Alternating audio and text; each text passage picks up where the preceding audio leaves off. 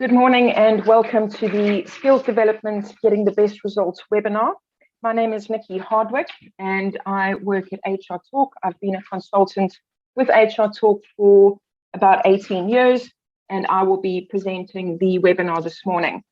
If we could keep the questions, if you would like to have any questions, we'll open it up for everybody to ask questions later, or you could post the questions and then we will deal with them as we get to the end of the webinar.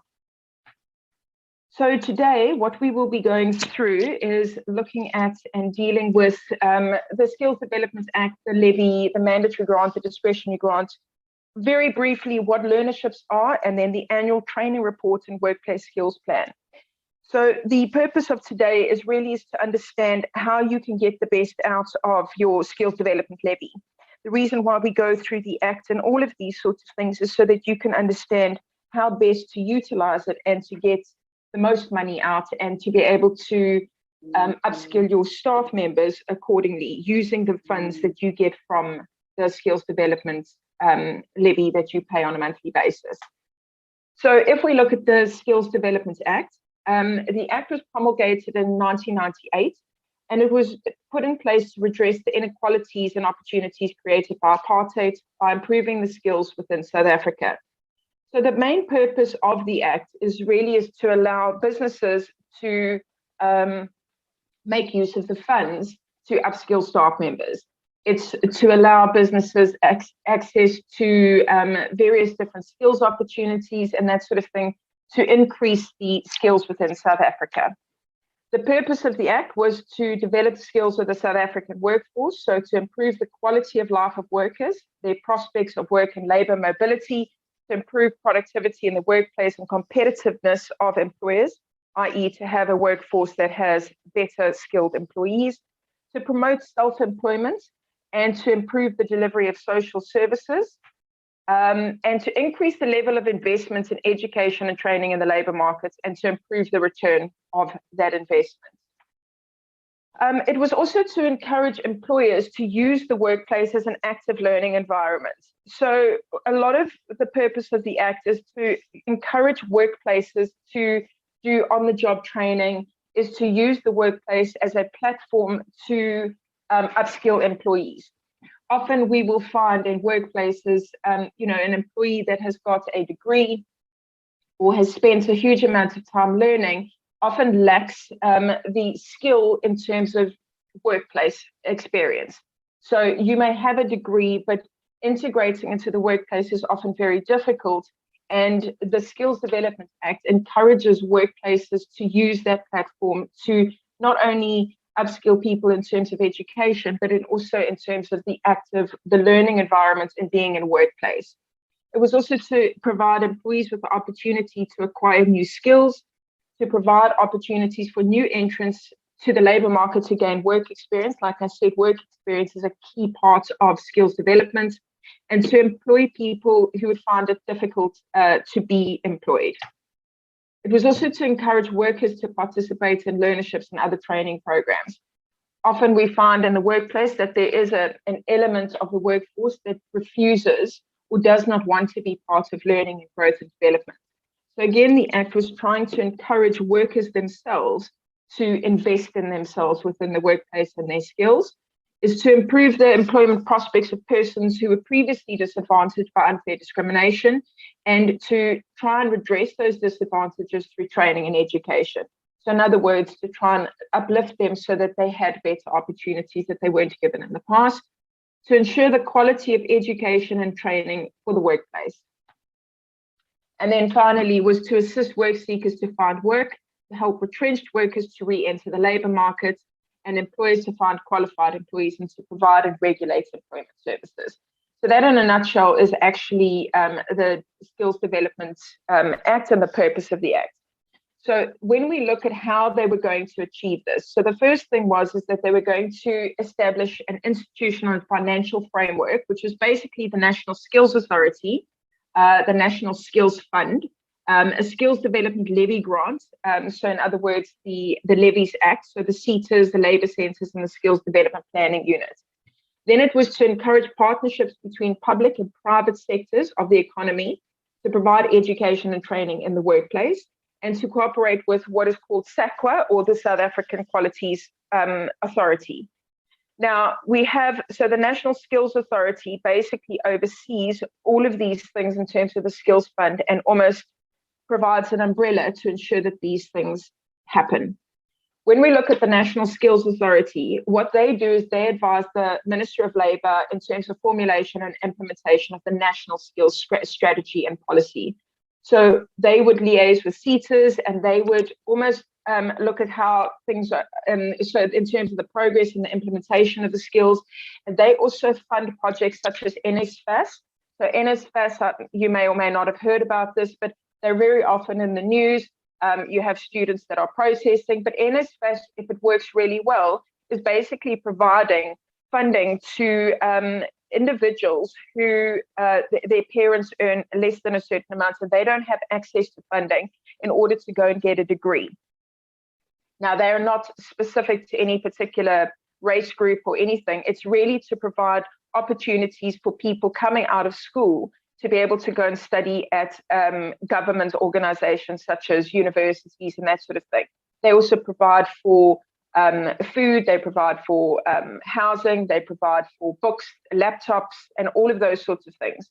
The NSA also looks at things like learnership programs, skills programs, and ABET. So they oversee on a large scale the big projects in terms of upskilling people within South Africa. So they're not necessarily just looking at workplace, but they look at the skills shortages within South Africa. What they obviously also do is they take feedback from the certain SETAs to look at where the skills shortages are, and to then implement projects nationwide to try and upskill within those particular areas. Then we have, falling underneath that, is we have what most organizations or most employers would deal with, which is the SETAs, so the Sector Education and Training Authorities. Now, their purpose, and we have certain SETAs, so every organization will belong to a certain SETA. And you are, when you register with SARS, based on your codes, your SIC codes, you're allocated to a SETA. Now, it's quite important that, and we'll go through it, it's quite important that you're allocated to the correct SETA. So we have different SETAs, which is MER SETA, you have services SETA, you have the bank SETA, you have financial services. So depending on where you would fall, that is the SETA that you will belong to. Now, why it's quite important to belong to the correct SETA. So as an example, if you belong to the bank SETA, but you actually fall within manufacturing, you'll find within that particular SETA, they will provide training and a certain learnerships and that sort of thing that are dedicated towards their particular industry. So it's very important that as an organization, you're in the correct SETA, and if you're not in the correct SETA, that you need to do a transfer, because you're not going to be able to adequately tap into the learnerships and the discretionary funding and the programs that they put in place, because they will identify where the skill shortages are and where they need to uplift in their particular area based on the workplace skills plans, based on the information that organizations are submitting to them on a yearly basis to identify what needs to happen. So within a manufacturing environment, you may have apprenticeships, you may have certain learnerships, and those sorts of things that will come through. But in the bank SETA, you may not necessarily have that. Obviously, there'll be, standard things, for example, computing skills, frontline sort of skills, communication, and those that may be across the board. But in your particular SETA, you will have different things. So going back to the slide, so part of the SETAs, what they have to do is they develop a sector skills plan within the framework of the National Skills Development Strategy. So if we go back to the NSA, what they will do is they will look at the country as a whole, and they'll say, we have a strategy, and that falls then down to the SETAs. The SETAs will then look at their sector skills plans and say, within our particular SETA, we have to, we have a skill shortage in this particular area, or we have scarce skills or a critical skills shortage. And what they will do is develop their sector skills plans. So they then look at learnerships, they look at workplace skills plans, they allocate grants to employers. And what that is there's obviously discretionary funding and that sort of thing, which I will go through. But they basically take their skills plan and they have to implement it within their particular in their particular sector. They also then have to monitor education and training in the sector, which is basically what your annual training report comes through. So when you submit your annual training report, they basically will look at what has happened. Have you achieved what you were supposed to achieve? Have they rolled out enough learnerships? Are those learnerships working? Apprenticeships, etc. They also, like I said, they will also look at the promotion of learnerships and registration of learnerships, and these will obviously be dependent on whichever sector you're in. They will collect and disperse skills development levies within the sector, and we'll go through the skills development levies shortly. And then they look at they liaise with the National Skills Authority on the development of their policy, the strategy, and the sector skills plan. Okay. So just going back, so as we understand it, you've got the NSA that sits at the top, and then you've got the SETA, and these SETAs have an obligation to the NSA to disperse the funds and to spend the monies that they get. Where do they get this money from? I see that there is a question, and I will answer the questions later when we get to the end of the webinar. Okay, so when we look at the skills development levy and where does this money come from? Who is required to pay? Okay, so any employer who pays $500,000 per annum in salaries or wages is required to contribute to skills development levy, or SDL.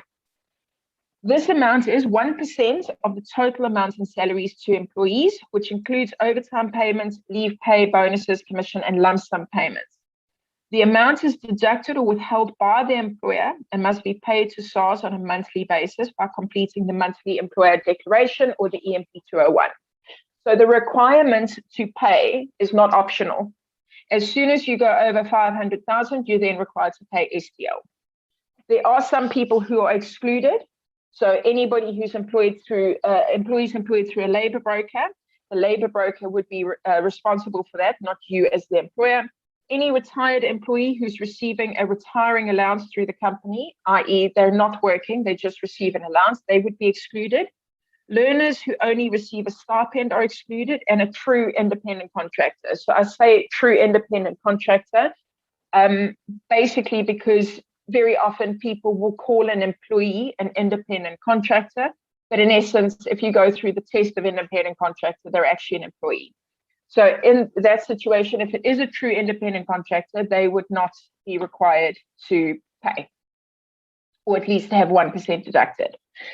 When we then have a look, and this is also quite important to understand how the SDL is distributed, because this talks into how you can get the best back for what you're paying on a monthly basis.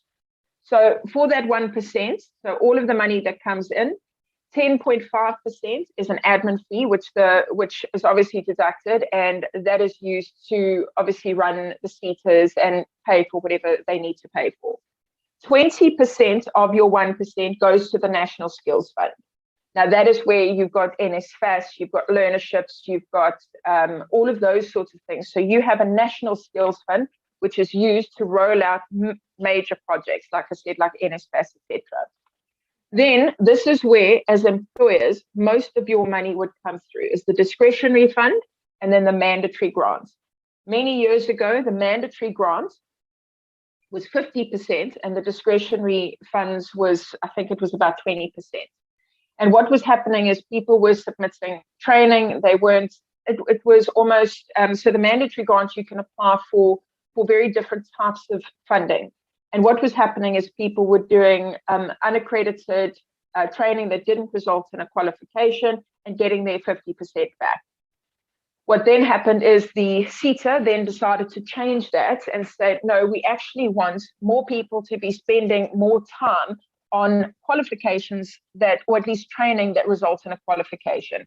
And so they said, we want to increase the discretionary funds, which is now you can get 49.5% back for discretionary funding and only 20% back on mandatory grants. So I'll go through and explain that now. So if we have a look at that, if your mandatory grant, if your SDL per annum is 25,000, the maximum you could claim back for the mandatory grant is 5,000 Rand. Discretionary funding is a lot more at 12,375. The National Skills Fund, they would go across would be 5,000 Rand, and then the admin fee is 2,625 Rand. So for a total SDL of 25,000, you would have the ability to claim back just on your mandatory and discretionary is 17,375 Rand, which doesn't seem like a huge amount of money. And people often go, well, what's the point? So if we just go through, so this is not hugely where a lot of your money would come. This is assuming your salary bill is 2.5 million. Obviously, the more your salary bill goes up, the more you have the ability to claim back. But your mandatory and discretionary funds are actually a small part of where you can get the most value for submitting SDL. All right. So how do we then go and start claiming back some of these monies? So in order to claim back the mandatory fund, which is your 20%. So if we go back over here, that would be your 5,000 Rand. So how do we claim back the mandatory funds? You would need to submit, which is now coming up the 30th of April, you would need to submit a workplace skills plan and annual training report to your CETA by the 30th of April each year. Generally, there is no extension of the deadline, and you would have to submit it online. You log into your CETA, and you would need to submit this report to them on an annual basis. This grant, although last year, because of COVID, etc., it's very often the money is paid back on a quarterly basis, and it is basically paid for the training that you completed in the last year, so the annual training report.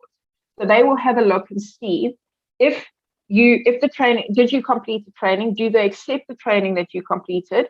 And they will then say, okay, well, here we go. Here's a mandatory fee of whatever. So they will pay it on a quarterly basis, and they will pay that back to the employers every quarter, provided your annual training report and your workplace skills plan has been approved. So this is generally, and the mandatory grant is also for training that doesn't necessarily have to be accredited. So it could be on-the-job training. It could be, it could be this type of training. So if you have spent money on training or even time on training for your staff, so if you're upskilling new employees, you can allocate that within your annual training report, and it's not accredited. And this is where your mandatory fund would then start to pay for that type of training. But again, depending on what your salary bill is and how much you're paying, this amount of money is generally very small. And the reason why it's very small is, as I said before, is what the CETAs are wanting to do is not so much increase on the job training, but is to try and provide for employees to get actual qualification, whether it be a degree, whether it be a diploma, but it's an accredited qualification. Again, it could be an apprenticeship, but it's got to be something. So their focus is more on giving employees and employers the ability to claim back and have money to do the qualification. So this is basically the mandatory grant. Okay, so as I said, any mandatory grant not claimed would then be transferred to the discretionary fund. So a lot of employers don't submit a workplace skills plan. And so they're submitting their SDL, they're paying for it on a monthly basis, but they don't actually claim it. This money, any monies that are not claimed, is then transferred to the discretionary fund. So what would then happen is you as the employer, now if we go back over here, so your discretionary fund would be 12,375. But what would happen is anybody that is not claimed, those monies, the 5,000 Rand, would then go into the pot for the discretionary fund. And now as employers, the CETAs have an obligation to spend the money. There's a bigger pot of money that is now available. And this is where you start being able to claim back more. So if we go to the discretionary funding, so you've got your 49.5%, but now there's a pot of money from all those employers that haven't possibly claimed. So funding would then become available during a window period. So what happens is in your workplace skills plan, you would say, I would like Nikki to, I want to apply for Nikki to do a degree in XYZ. I would like Bob to do a diploma in whatever. These are the things that I would like to do. So we then submit that to the CETA. Now these are accredited things. These are things that result in a qualification. And what the CETA would do is they would then say to everybody, we've now had a look at the workplace skills of all of these people, and we now see that there is a need for X, Y, and Z. So they will then open a window, and they would then say to people, we now have this funding that's available, and we are going to pay for X, Y, and Z. So these 5 qualifications, and you as the employer, because you made application, you have been selected, or you could not be selected. It just opens it up to everybody to receive this funding. And so you can then go onto the website and you can apply for that funding. That funding is more than the 49.5%. That funding could be way more. So they could then give you that money to pay for the training. Now, the discretionary grants are aimed, as I say here, at encouraging stakeholders to contribute towards skills development of their people. So within your workplace skills plan, you would then have the ability to apply and to have during this, for this discretionary funding, is have the ability to apply for more than what you originally asked for. You also have within here, so you could also, they could approve the training that you did apply for and then have additional funding that is available based on the scarce and the skill shortages. All right, so as I said, the bulk of the discretionary funding is directed at the provision of pivotal or learning programs. So pivotal training is anything which comprises of learnerships, work integrated learning, internships, bursaries, and skills programs. All of these interventions are expected at the end of it to result in a qualification or partial qualifications, which are aligned to the NQF, so the National Qualifications Framework. A much smaller portion of the discretionary funds are allocated to non-pivotal programs. So those are programs that don't lead to any qualification. So the big focus for the CETAs is to allow employees to get a qualification. And that's why they have such a big focus on that. So as the organization, the best thing for you to do and where you're going to get most of your money is within this section over here. But in order to access this, you have to submit your workplace skills plan and you have to submit your annual training report before the 30th of April. A lot of employers have been saying this year that they're not going to submit this year because they didn't do any training in 2020. That would not be a good idea because unless you've submitted, you can't access this. So you may get nothing back from your mandatory grant because you didn't do any training in 2020, but you lose the ability to access this discretionary funding. So even if you did nothing in 2020, if you were unable to achieve any of the objectives you set out, rather submit the report so that your report is in there, they can approve it and you can access this. Also, when you're making application, so when you're looking at your application going forward, the best thing to do is to apply or at least put in a plan of what it is that you want to achieve, whether you have the funding, whether you're able to pay for it. Rather put the plan in saying what it is that you're wanting to achieve, because they take that information and they then look at all the workplace skills plan and they say, everybody is asking for X, Y, and Z. This is where we've got a skill shortage. This is what we're looking for within the workplace. And then they will take that and possibly open up windows of discretionary funding for those particular things. And now you will get the money to be able to pay for those things. If you don't put it in the plan, well, then they may never offer it to you. So it's always best to put that in your plan and to say what it is that you would like. So as I mentioned before, so a few years ago, the mandatory grant was on 50%. This was changed to reduce it to 20%. And a key element to this change was to include the requirements of pivotal training. So before, you could put pretty much any training, so Excel training, frontline training, and it didn't necessarily have to result in a qualification. So they've now said pivotal training is anything that results in a qualification or partial qualification. So you could be working towards credits to a degree. That is part of what they'll do. So in order to gain access to this funding, you have to complete a pivotal training report, which is part of your workplace skills plan. It's part of the documents that you have to do. And if you don't do that, then you lose the ability to claim for this. So your pivotal training report, which is part of your workplace skills plan, is you need to complete that and say the things that you're wanting to do so that you do get access to this. So like I said, when funding becomes available, and obviously this is dependent on the CETA, they will advise the following. So what happens is when the window opens, they will give you a specific type of program that you can apply for. So this could be workplace experience, it could be a skills program, internships, mentorships, etc. There may be a focus on certain provinces. So sometimes when the funding opens, you'll find that they only offer it in Gauteng or Limpopo. So it's always important to read the emails that come through and see if the funding that is available is applicable to you. Sometimes they will only do previously disadvantaged. They may only offer it to unemployed learners. So for example, they may say to employers we will provide you with funding to be able to take somebody in, upskill them, so to give them workplace experience, and then there's no obligation for you to keep them. Now, what that does is it allows you to upskill learners within your workplace, and possibly have new employees, but not necessarily have to fund it upfront. They will also provide information on what applications they will give preference to. For example, they could say that only companies that have more than 50 employees, only companies with this.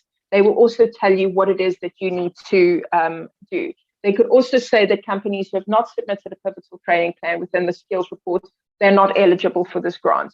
So it is important, and you do have the ability within your workplace skills plan to not submit the pivotal training report, but then you're losing the ability to access this. So it's always a good idea. So often, when we have clients that want to do this, they just give you anything because they want to submit it, because they want to get back a little bit of money. But the little bit of money that you're getting back is actually the mandatory grant, which is the 20%.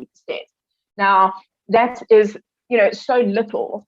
If you spent a bit of time and you almost did a skills audit and you found out what it is that you needed within your workplace and completed the WSP, which is the workplace skills plan, and the pivotal training report, you have access to so much more.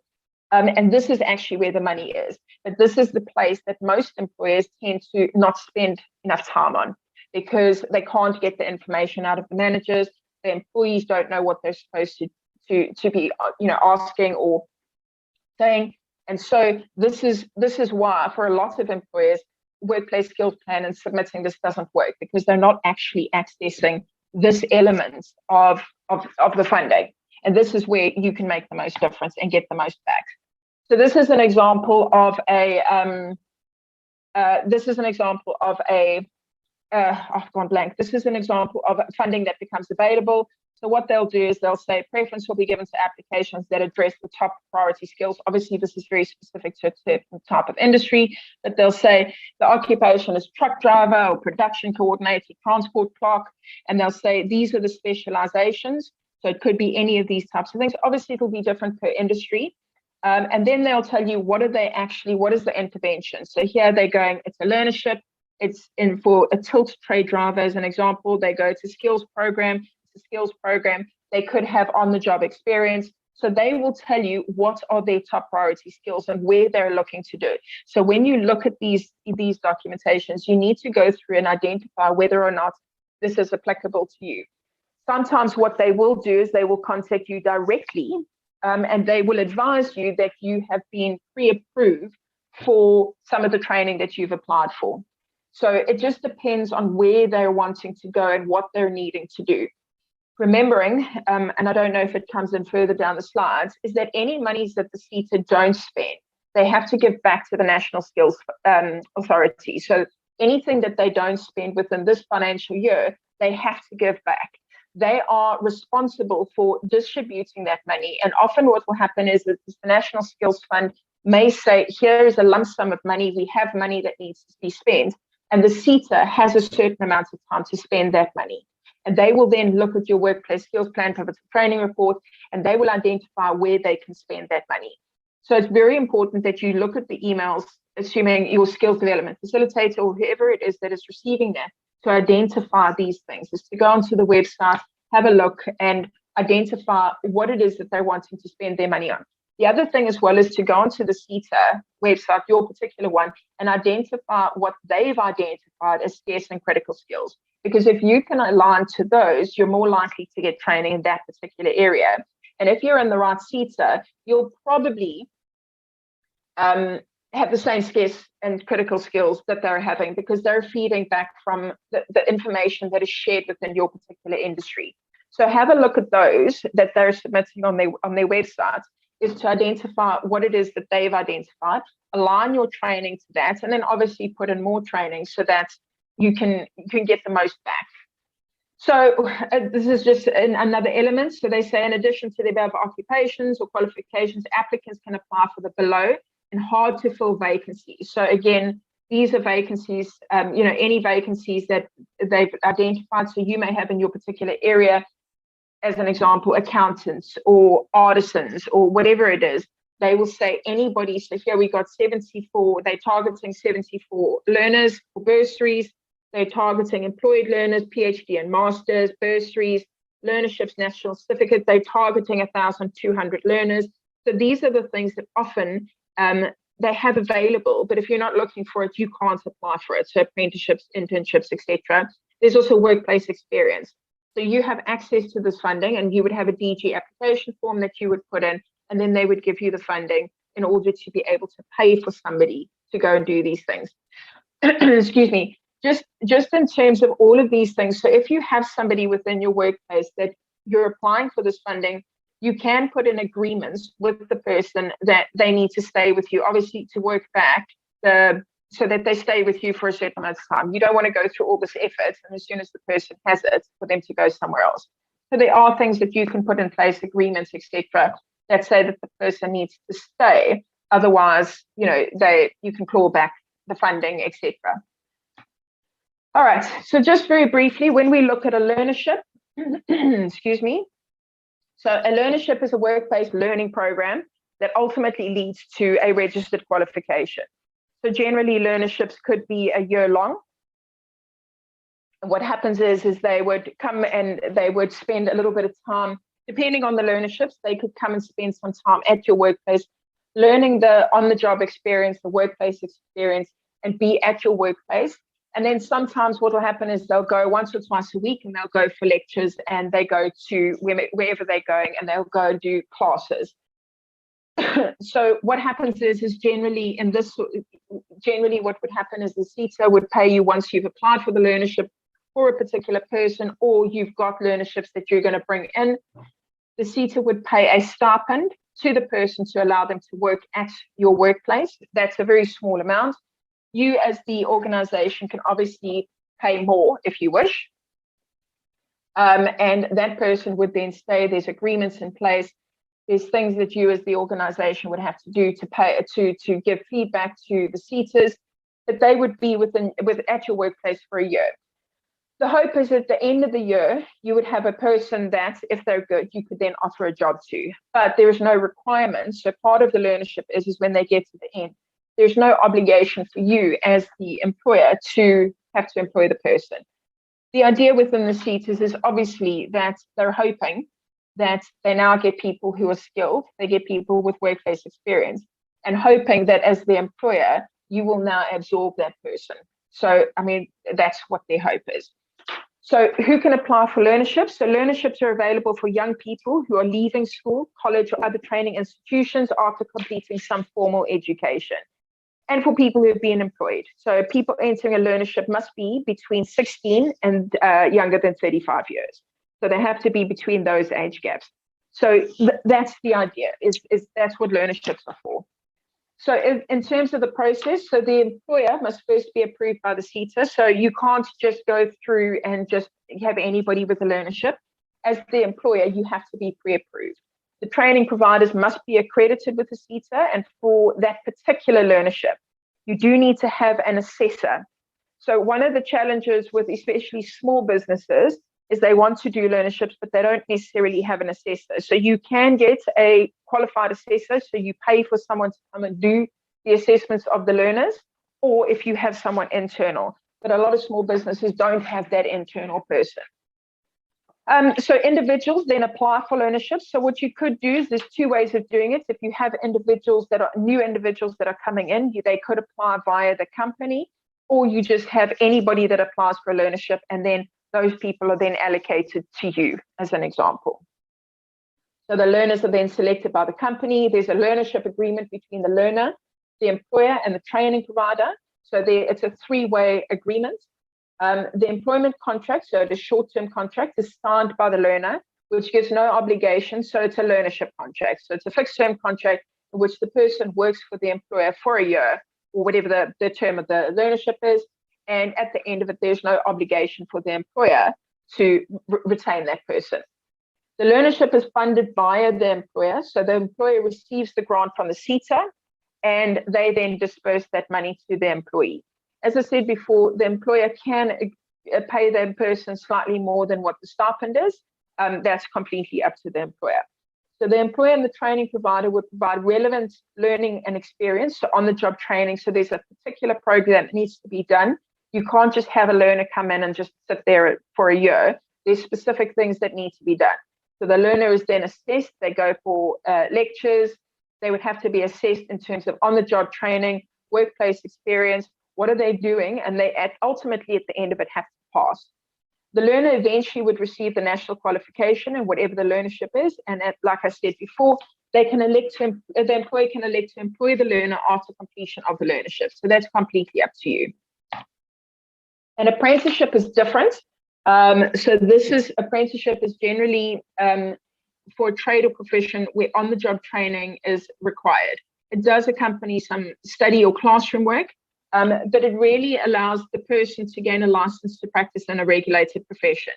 Often what happens is I find that people get confused between the two. So there's a learnership, which could result in a qualification. It doesn't necessarily require a trade, but apprenticeships are generally where there's a trade or profession. So in exchange for the labor, the person will work for you for a certain amount of time, and you then measure their competencies. Apprenticeships typically last for about 3 to 6 years because they need to, so a welder as an example, they need to get the experience in order to pass or at least, get their particular qualification.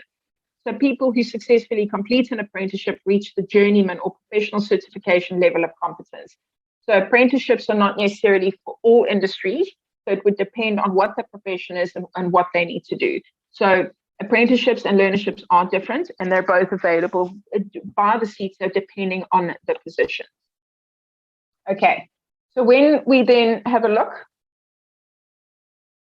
at the annual submission, so you need to, in order to claim your mandatory or discretionary funding, you have to submit your annual training report, your workplace skills plan, and your pivotal training plan by the 30th of April. The pivotal training plan, like I said before, is very important to put in purely because if you don't, you're going to lose access to the funding. So the deadline is the 30th of April. Last year, they extended the deadline to, I think, the 30th of May because of lockdown. There is no, so there, at this point in time, there is no extension. And I wouldn't recommend trying to capture online at the last minute because the system goes down. And then if you don't submit, well, then you don't have the ability to go in afterwards. They don't accept system failures. Rather submit. Worst case scenario, if you can't upload a document, if you're unable to put in all the information, the CETA will come back to you afterwards and say the document wasn't uploaded, please can you resend it? So rather make sure that you get as much information in as possible and submit before the deadline, so at least you're in the system. Also remembering that in order for you to submit, in order for you to claim it, you had to have submitted last year. So anybody who's deciding not to submit this year will possibly affect your ability to claim next year. So we're assuming you're going to do training this year, things are getting back on track. It's important that you submit this year so that they can compare your workplace skills plan for this year against your annual training report for next year. So it's very important that you submit this year.